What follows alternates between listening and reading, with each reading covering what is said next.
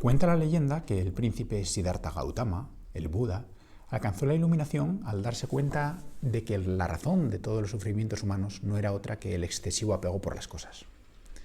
De tal forma que si no tenía apego por su caballo, en caso de perder al animal no sufriría.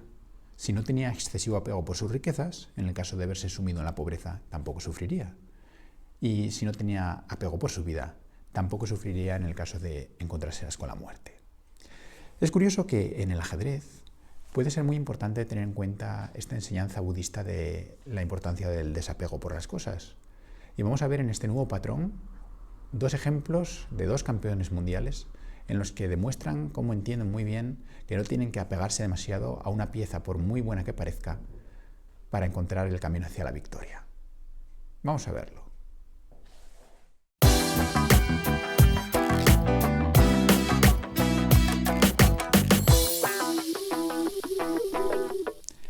Bueno, pues la primera partida que vamos a ver corresponde al torneo de San Remo del año 1930, jugada entre el doctor Alexander Alechin con las piezas blancas, el campeón mundial en aquella época, el cuarto campeón mundial, y con las piezas negras tenemos a Aaron Ninzovich, del que ya hemos hablado aquí para introducir su libro Mi Sistema, que recomendamos a todos aquellos que estéis empezando.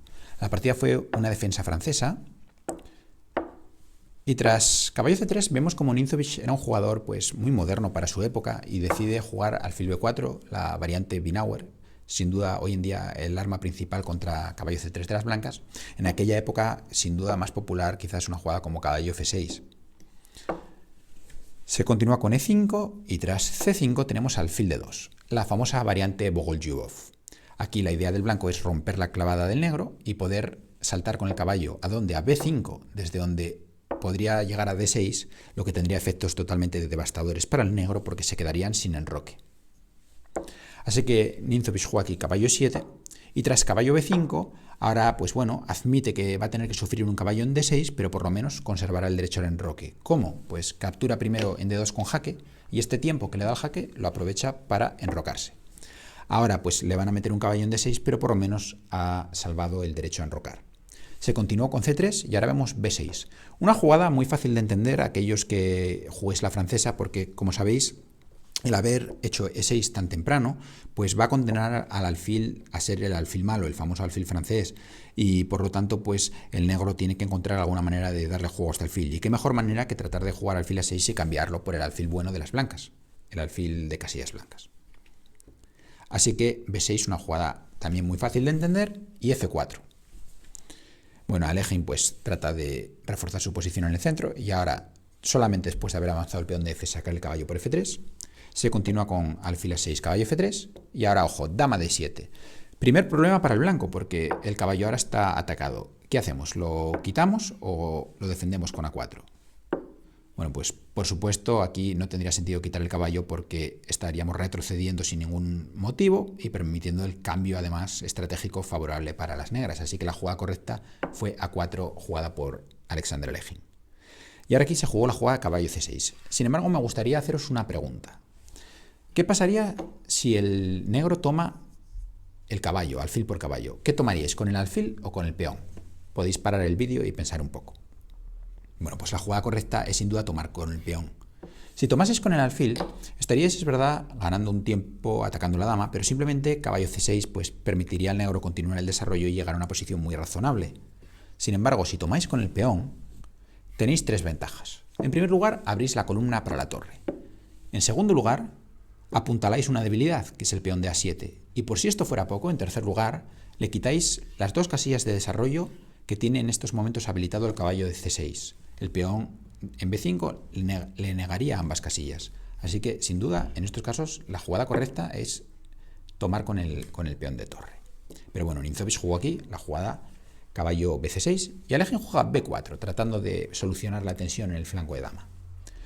Se capturó doblemente en B4 y ahora alfil B7. Pues una jugada muy rara porque el alfil en A6 impide que el caballo se pueda mover si las blancas no quieren admitir el cambio de alfiles. Sin embargo, alfil B7 pues no va a dar más que problemas a las negras. Sin embargo, vamos, tampoco no es nuestro objetivo criticar aquí las jugadas de Ninzovich ni tratar de proponer mejoras para ambos jugadores. Si es posible proponer mejoras al juego que continúa de Alechin, la verdad. Pero lo que queremos llegar es a la posición en la que mostraremos el sexto patrón que hay que saber. Y tras alfil b7 sigue la jugada caballo d6. Aquí vemos la joya de la posición de las blancas, la joya de la corona, este caballo en d6, muy bien colocado en una posición en la que no puede ser desalojado por ningún peón y además domina 8 casillas, todas ellas bueno, no todas, pero muchas de ellas en campo enemigo, ¿no? Así que una pieza extraordinaria, sin duda. Se continúa aquí con f5, otra jugada un poco extraña, pero como digo, no vamos a analizarlo en profundidad. Y aquí Alekhine juega a5, una jugada muy buena porque amenaza dejar ya al alfil sin ningún tipo de futuro y dominar totalmente el flanco de dama. Así que Ninzovic entendió que aquí estaba sometido ya a demasiada presión y debía cambiar ese caballo de d6 con la jugada caballo c8. Y ahora aquí, bueno, se nos plantea el problema. Tenemos este caballo tan bonito aquí en d6, pero ¿qué hacemos? Porque tras caballo c8, pues o nos vamos con él a b5 o lo tenemos que cambiar.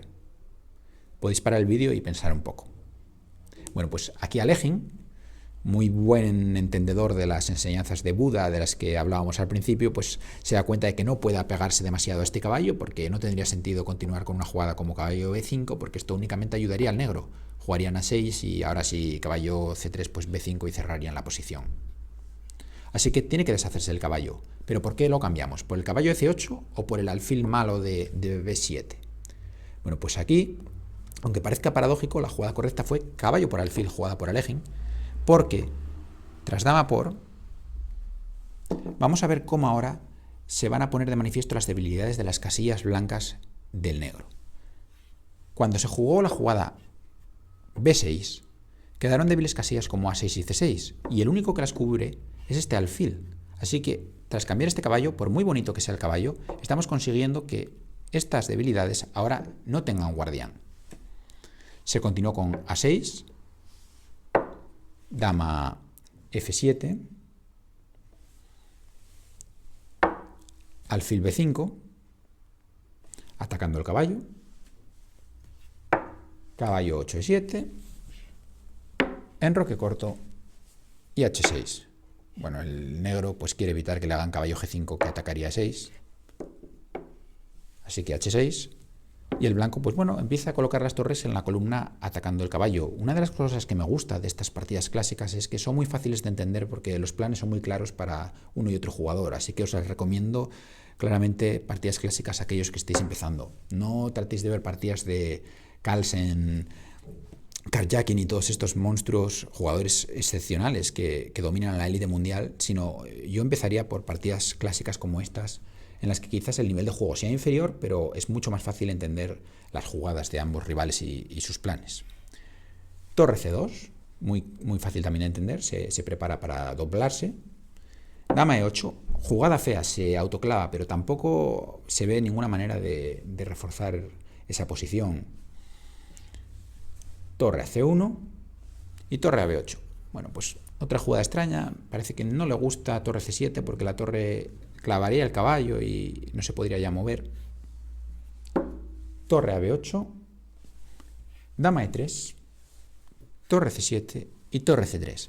Iniciando un plan muy interesante y que ya os adelanto que va a ser el séptimo patrón que veamos en esta serie de los 100 patrones que hay que saber, la famosa pistola de Alekhine. Por el momento solamente os la dejo presentada y ya lo veremos en más profundidad. Dama d7, torre 1c2. Quizás tras esta jugada, los que no la conozcáis ya podáis imaginar o intuir por dónde van los tiros, nunca mejor dicho, al tratarse, como digo, de una pistola. Rey f8 y dama c1. Aquí está la idea. La famosa pistola de Alekhine, que como os digo veremos en el siguiente vídeo, en el número 7 de los 100 patrones que hay que saber, triplicando con la dama por detrás y las torres dobladas por delante. Bueno, aquí siguió torre c8 y la partida está a punto de acabar porque ahora está totalmente clavado aquí debido a esta potencia de fuego de la pistola. Alfil a4, amenaza b5 ganando material en c7 y la única jugada aquí es b5, triste necesidad, ganando un tiempo para, después de alfil por peón, poder llegar al menos con el rey a d8. Alfil a4 se sigue amenazando lo mismo y rey d8. ¿Cuál es el problema? Que el negro no tiene jugada ahora. Cualquier pieza que mueva pues va a perder material. Así que Alekhine simplemente juega h4 y Ninzovic, al darse cuenta de esto, pues abandona aquí. Pues este ha sido el primer ejemplo y vamos ahora con el segundo. En el ejemplo que acabamos de ver, el desapego budista de las blancas no fue del todo voluntario, porque tras caballo C8 de Ninzovic, Alegin se vio obligado a tomar una decisión. Pero este segundo ejemplo es, si cabe, más espectacular, porque aquí el blanco, absolutamente de motu proprio, voluntariamente decide deshacerse sin ninguna necesidad de su mejor pieza de la forma más chocante. Nos referimos a la partida jugada en el año 1971, séptima partida de la final del torneo de candidatos entre Bobby Fischer y Tigran Petrosian, jugada en Buenos Aires. Aquí Fischer jugó la jugada torre 5, ya poniendo la mira sobre el peón débil de Petrosian en D5, y tras la jugada alfil D7 vemos como Tigran Martinovich tiene una idea bastante parecida a Ninzovic, porque planea jugar alfil B5 y, si se lo permiten, cambiar esos alfiles. Y aquí Fischer sorprende a todos con una jugada realmente muy profunda, que es caballo por D7, mostrando un absoluto desapego por este caballo de C5, pero entendiendo muy bien la posición. Bueno, en primer lugar, pues el negro debe tomar con la torre, porque si no caería el peón de D5 inmediatamente. Y ahora existen, yo diría, tres razones que justifican esta jugada tan chocante desde el punto de vista estratégico. En primer lugar, al desaparecer el alfil, ahora el negro no va a tener puntos para poder disputar la columna a las blancas. Tras torre C1, como el alfil no apoya la torre, pues no se puede interponer una torre en C8, por ejemplo. Así que el blanco se hace ya inmediatamente con la columna. En segundo lugar, Fischer emerge aquí tras este cambio con las famosas piezas de Fischer. La combinación torre y alfil contra torre y caballo. Suele ser mucho más fuerte la torre y alfil. Podemos recordar aquí las famosas piezas de capa blanca, que serían la dama y el caballo, que resultan más fuertes que la dama y el alfil, como ya hemos visto, creo, también en algún otro vídeo. Aquí existe, si cabe todavía, una tercera razón, y es que las dos debilidades de Petrosian, los peones de A6 y D5, se encuentran precisamente en casillas blancas, y el alfil quizás era la pieza que mejor ayudaba a sostener esas debilidades. Ahora, al haber desaparecido el alfil de las negras, pues el alfil de casillas blancas, de las blancas, pues no va a tener rival por esas diagonales. Y bueno, vamos a ver cómo rápidamente la posición de Petrosian pues se viene abajo muy fácilmente. Aquí, tras la jugada torre C1, pues Petrosian jugó torre D6 y Fischer aprovecha para ocupar inmediatamente la séptima fila. Petrosian juega caballo D7 y Fischer retrocede con torre 2. Aquí se juega G6, rey F2, H5, tratando de evitar un poquito el avance de las blancas, la expansión en el flanco de rey, F4 y H4.